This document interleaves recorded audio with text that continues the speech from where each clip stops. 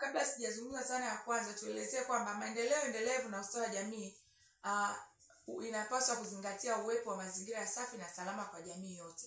Kwa hiyo tunapokuwa na mazingira safi na salama kwa jamii yote, itatusaidia kuepuka masuala yote yanayohusiana na uchafuzi wa mazingira. Na uchafuzi wa mazingira sio taka tu. Hata wewe mwananchi ambaye minyasi imerundikana imejaa mbele, vichaka, uchafu. Huo ni uchafu. Kwa hiyo ni moja ya sehemu ambayo tutambue kwamba tunabidi tuchukue hatua za kuweza kuondoa vichaka, kufyeka ili kutunza mazingira na kutunza afya ya jamii. Lakini pia sehemu kubwa ya uchafuzi wa mazingira huchangiwa na udhibiti usioendelevu wa taka ngumu. Maana yake takataka, uchafuzi wa mazingira unaweza kuwa ni sababu ya milipuko ya magonjwa. Yako magonjwa ya kuhara, yako magonjwa ya kipindupindu, yako magonjwa ya typhoid, homa za matumbo, ambapo mtu anaweza kupata kwa ajili ya ya ule uchafuzi. Na uchafuzi kama ambavyo nimeelezea, pamoja na takataka, pamoja na manyasi, lakini kuna watu mpaka leo hawana vyoo. Wanajisaidia, wanachimba vichakani, au mtu akienda shambani anachimba shimo anajisaidia, au anajisaidia pale. Kwa hiyo kile kitendo mwisho wa siku amekuwa amechafua mazingira. Lakini tunajua sisi binadamu tunategemea miti, mimea kwa ajili ya ya kubadilishana. Kuna kitu kinaitwa carbon sequestration. Yaani kwamba ile hali ya kuondoa hewa chafu hewani. Tunapozungumzia leo mabadiliko ya tabia nchi, inaambatana pia na sisi wenyewe kuwa vyanzo vya kuharibu mazingira. Kwa hiyo tunapokuwa tunahamasisha hizi siku kuelekea pia tarehe 26 mwezi wa 9 ambacho ni siku ya maadhimisho ya afya mazingira duniani. Tunahamasisha pia upandaji wa miti, manake inasaidia kuongeza ile hali ya kudhibiti hewa ya ukaa au kuondoa ile uchafuzi wa mazingira kwa kuondoa zile sumu kutokana na mabadiliko ya tabia nchi. Kwa hiyo mimea ni sehemu au miti ya kuvuta pia mvua, ambayo mvua ile inatusaidia sisi kurutubisha mimea ambayo tutapanda na mbegu kuendelea kuota kadiri Mungu anavyoendelea kuzikuza. Umeona? Kwa hivyo kwa tafsiri hiyo ninachotaka kuzungumza kwamba sisi tunao sababu ya kuyatunza mazingira, na sisi tukiwa sababu ya kusema tuyaharibu na mazingira yatatuharibu, maana tutakuwa katika hali ngumu. Tunaona uchafuzi wa hewa, viwanda, wale wanaochoma korosho wanachoma mali maganda ovyo ovyo. Kwa ule moshi wake ni hatari, unaleta shida na unaleta athari kwa afya ya jamii. Basi kwa kuendelea pia kwa habari ya zile dhana 3 ambazo nimesema ndizo sana nitazielezea kwa siku ya leo. Dhana ya kwanza tunamaanisha ni dhana ya punguza. Kwa lugha ambayo tumesoma tunasema 3R. R ya kwanza reduce. Reduce ndio punguza, kupunguza. Sasa kama tunazipa taka thamani, tunapunguzaje hizo taka? Maana yake mbinu hii ya kupunguza yenyewe inahusisha kupunguza uzalishaji wa taka. Kupunguza uzalishaji wa taka kama vipi? Tunaweza kupunguza kwa kupunguza manunuzi ya vitu visivyo vya lazima. Kupunguza idadi ya vifungashio. Kwa mfano sasa hivi tunajua kuna mifuko mingi ile ya plastiki inauzwa. Ukienda tu kununua pale dagaa, kununua nyanya, mboga za majani, wamefungashia kwenye mifuko. Na nakumbuka ile mifuko kwa kipindi fulani serikali ilizuia kabisa. Na tulikuwa tunapita tunawatoza faini endapo utabainika watu na mifuko. Vipi siku hizi? Ile mifuko sheria bado iko pale pale, lakini kuna wakati walileta mifuko kwa namna nyingine ambayo walisema at least wameweka nembo ambayo inaweza kutumika, lakini ndio maana ikabadilishwa ile mifuko ya zamani ikaletwa mifuko ambayo tunaita mifuko ya Magufuli kwa sasa hivi, nafikiri tunaifahamu. Mifuko mbadala. Mifuko mbadala. Maana yake ni kupunguza ile hali ya ile mifuko. Sasa ninapozungumza kwenye dhana kupunguza, na maana sisi badala ya kutumia ile mifuko ya plastiki tupunguze hiyo mifuko. Tunaweza tukabeba makapu. Unajua kabisa kwamba leo unaenda sokoni, kwa hiyo unabeba makapu, unaenda kununua vitu vyako pale, unawekewa kwenye ile kapu lako au kwenye mfuko mmoja ambao unajua ni mfuko mkubwa. Lakini pia tunapozungumza katika hiyo punguza, tunaelezea mfano mwingine ni ununuaji na utumiaji wa bidhaa zinazodumu kwa muda mrefu. Pia ni sehemu. Kwa mfano tuna bidhaa ambazo zipo tunajua zinadumu kwa muda mrefu, tunaweza tukazitumia. Kuna ile mtu sio kwa ajili ya ndio hali labda duni ya maisha, lakini unasema ngoja niwe hichi cha bei nafuu nitatumia tu, kesho lakini ukinunua kitu ambacho kinadumu cha muda mrefu, kwanza kitakusaidia wewe kuweza kukitumia kwa muda mrefu, lakini kitakupunguzia pia yaani gharama zile za kuweza kununua kitu kidogo kidogo kwa muda mwingi. Mimi wakati nakuwa, nitolee tu mfano, nakumbuka babangu ulikuwa kama sukari inaisha, unaambia baba naomba hela nikanunue sukari imeisha. Hata robo tunakwambia vitu vya robo hapana.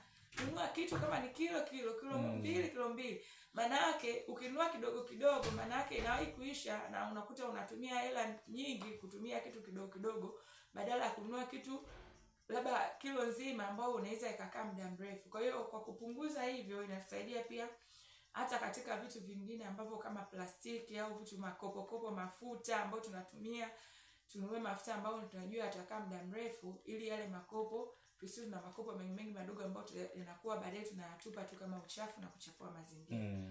Lakini pia kupunguza matumizi ya karatasi kwa kutumia mifumo ya kielektroniki kama barua pepe na kazi data. Tunajua sasa hivi kuna mifumo na serikali pia inafanya kazi na mifumo. Na hasa kwa kupitia hivyo ndio maana tunaona vitu vingi sasa hivi naenda katika njia za kielektroniki. Maana yake tunatoka kwenye zile zana za kutumia sana makaratasi. Maana mwisho wa siku makaratasi tunayotumia yataenda atafanyaje? Yanatupwa, yanazagaa mtaani. Kwa hiyo inaelekea uchafuzi. Ili kuzuia sasa na kuzipa taka thamani, maana tunaweza kutumia mifumo sasa ya kielektroniki na mifumo ya kazi data kwa ajili ya kutunza kumbukumbu mbalimbali kwenye maofisi, mataasisi na sehemu mbalimbali. Hata kwenye mambo yetu binafsi, labda unataka kutunza kumbukumbu za taarifa zako, vyeti, documents, unatunza kwenye mifumo ambayo sisi tunaitaga soft copy. Una soft copy, siku hizi mpaka hela tuna soft copy na tuna hard copy kabisa. Kwa hivyo hapo inaweza kusaidia pia kuepuka ule uchafuzi wa mazingira, kwa kuwa tunaweza kutunza mazingira kwa kupunguza hizo takataka. Lakini nitaenda mbinu ya pili. Mbinu ya pili nitazungumza kwa maana ya mbinu ya reuse ama kutumia tena. Mbinu hii inahusisha utumiaji wa taka kwa matumizi mengine. Yaani zile taka zinatumiwa kwa matumizi mengine ya kibinadamu hayo. Matumizi mengine tofauti na matumizi ya awali yaliyokusudiwa. Kwa mfano chakula kile tunachokula, siku una mabaki yatabaki. Sasa yale mabaki unawatumia kwa matumizi mengine tofauti na yale matumizi ya awali ambao ulifanya. Wewe umenunua zako karoti, si unaenda kupika labda mlenda, umepika zako bamia, majani ya maboga, yale umechambua, ina maana yale mabaki utayahifadhi, si ndio? Ndio. Maana yake sasa hapo ndo tunaenda kwenye ule mfumo wa kuwa na vifaa vya kuhifadhia takataka. Kwa hiyo lazima tuwe na vifaa vya kuhifadhia takataka, kama ni ndoo ama ni mapipa ama ni viroba ambao unaweza kufunika, pia kuzuia wadudu wadhurifu kama nzi ambao unaweza kutua wakaja wakaingia labda kwenye chakula katika mazingira ambayo tunapika jikoni, kulingana na mpangilio wa nyumba yako, mazingira yako ya kupika na sehemu ya kulia yalivyo. Maana yake tunaposema sasa kutumia tena, mabaki ya vyakula unaweza kulisha mifugo. Kivipi? Kama hivyo ambavyo nimeelezea, umenunua chakula, mmekula, kimebaki. Kile chakula kama una kuku, una bata, unaweza ukatumia tena kwa kuwapa mifugo. Na hiyo ninaiona kuna baadhi ya watu wengi sana wanafanya hivyo. Na ninawapongeza. Wewe unayenisikia ambaye unaweza kuhifadhi mazingira kwa kuzuia udhibiti wa taka ngumu, na kupongeza sana. Na waona wengine kwenye masherehe, naona wengine kwenye migahawa wanapeleka ndoo, naona wengine kwenye baadhi ya maeneo. Maana yake wanakusema unapeleka wapi chakula? Napelekea kuku wangu. Unapeleka wapi chakula? Napelekea mbwa wangu. Maana yake anatambua dhana ile ya kutunza mazingira kwa kutumia tena zile taka, na anazipa thamani taka ili kuweza kuepuka ule uchafuzi wa mazingira na utupaji holela wa taka. Lakini pia yale mabaki ya vyakula au ambao tunajua mara nyingi yana asili ya kuoza, tunaweza kuyatumia kama kuwa sehemu ya kutengeneza mbolea aina ya mboji. Kwa hiyo kwa sababu yanaoza, tunaweza tukachimba shimo au tukatafuta ndoo, tukachanganya udongo, tukafikia, tukahifadhi kule hata ndani ya muda wa siku 30 au 28. Baada ya hapo zile taka tunazipakua, tunazichanganya, unaweza kutumia sasa katika kupandia. Yaani unaweka kupandia mimea au mboga. Na niongelee pia kwenye kipengele cha lishe. Sasa hivi tunahamasisha sana masuala ya bustani kiroba. Bustani kiroba ina faida kwa sababu pia inakusaidia wewe mwenyewe kupata mboga ambayo haijachakachuliwa. Na maanisha haijawekewa vile nyongeza ya kemikali kutoka viwandani, ambazo zenyewe kemikali kutoka viwandani zina madhara.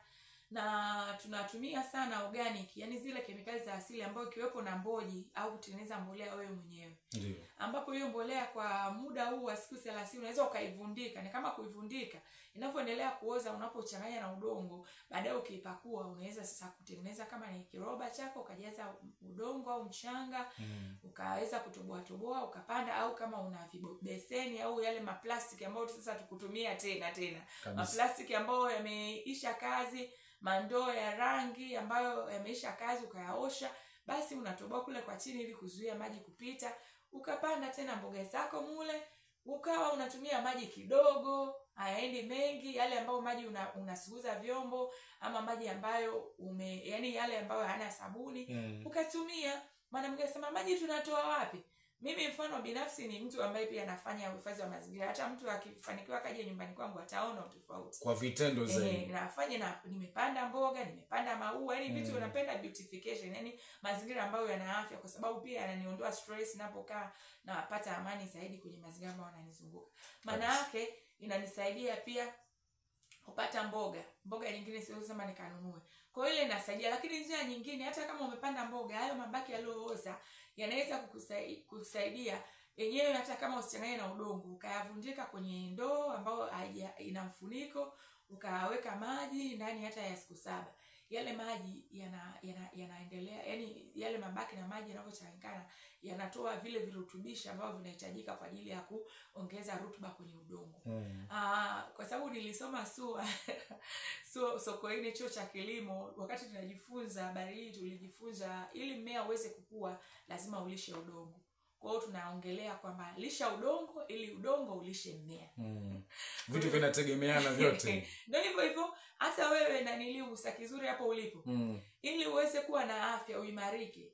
Yaani haiji hivi. Yaani toka utoto wako mpaka hapo. Kuna vitu umekula vyenye virutubishi ambavyo vimekusaidia wewe umeendelea kukua. Ambavyo vingine vitajenga mwili, vingine vitakupa nguvu, nishati, vingine yani hivyo. Kwa hivyo ndivyo hivyo na mimea na yenyewe, maana yake katika kutumia haya mabaki ya vyakula tunaweza tukaweka kwenye maji, baadaye unalisha udongo unatoa rutuba na vile madini yanayohitajika, naenda kupelekea mmea kuendelea kukua na inastawi kweli. Kama umefuatilia sijui umeona hizo bustani za namna hiyo. Kabisa, nilikutana na hizo bustani hasa katika magorofa. Mtu kwenye gorofa zake 5 ya 6 ya juu kabisa, lakini ameweka kijibustani chake safi kabisa. Na atumii mbolea kemikali kabisa. Unastaajabu kwamba hii imekuaje. Kwa hiyo hiyo ni matokeo ya kutumia tena taka. Amezipa thamani na thamani yake imeonekana. Anakula mboga ambazo ziko fresh, tunasema zile asili kabisa. Lakini pia njia nyingine kama nimeelezea hapo, ndoo zile za rangi. Unakuta ndoo za rangi au makopo yale yanaweza kutumika tena kwa ajili ya kupandia maua au kupandia mboga au kuna kazi nyingine ambazo zinaweza kutumika.